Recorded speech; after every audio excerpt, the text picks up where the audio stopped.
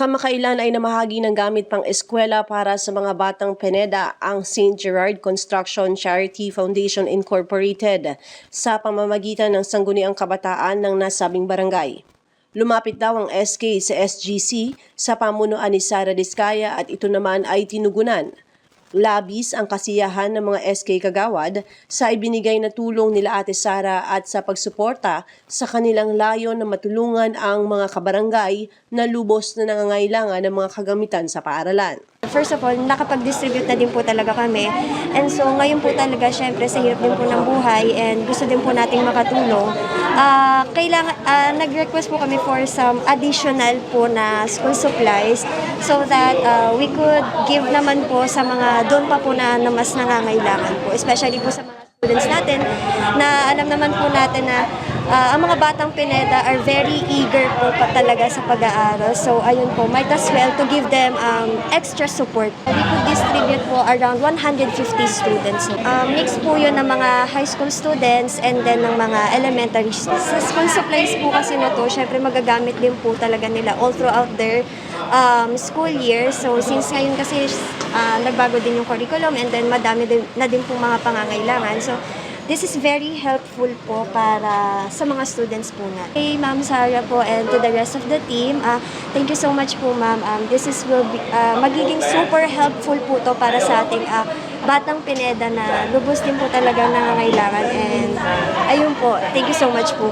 We will do our best to provide ano po ba ang mga needs ng ating batang Pineda. So basta aral na aral and I do believe that education is the most powerful tool which you can use to change the world. Bumisita si Atty. Ian Sia, former city councilor, at ibinahagi na maliban sa mga pagtugon ng kanilang grupo sa mga request ng publiko ay nagsasagawa sila ng free legal consultation.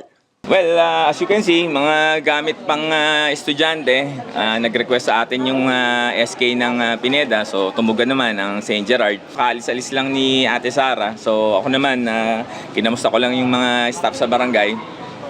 And then, in-inform sila na yung ating legal clinic, kung merong mga, gagamitin ko na rin yung pagkakataon, kung meron hong nangangailangan ng tulong legal or legal assistance, pwede ho kayo magsadya rin sa St. Gerard.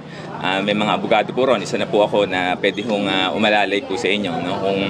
Of course, meron naman po tayong public attorney's office, no? So at least may option po na lumapit po sa mga abogado naman ng mga private lawyers po ng St. Gerard na nagre-render po ng pro bono service para sa mga Pasigueños. Actually, after po nito, pabalik po ako ng opisina, meron pong isang taga-Pineda rin po, no? Nangyari yung insidente sa Mandaluyong, binuli yung tatay niya, so yung anak kasama, 19 years old, pinagtanggol yung tatay niya, sa kasamaan palad, na-disgrasya yung nambuli daw, so namatay, so ngayon may kaso. So kailangan natin tulungan, no? Kasi kung self-defense naman, wala naman pong criminal liability. Although kung meron hong namatay, talagang kaso po muna yan. Titinggin po yan sa korte para tingnan yung ebidensya kung talagang self-defense. Kung talagang self-defense, then acquitted po ang magiging desisyon ng korte. But yun, so paalala rin po sa mga kababayan natin, kung makakapagpasensya, kung makakaiwas po kayo, mas maganda ho, iwas sa gulo. Diba? Kasi katulad niyan, kahit nasa tama siya, malalagay po siya sa alanganin. So yan, paalala lang po sa mga kakampi natin.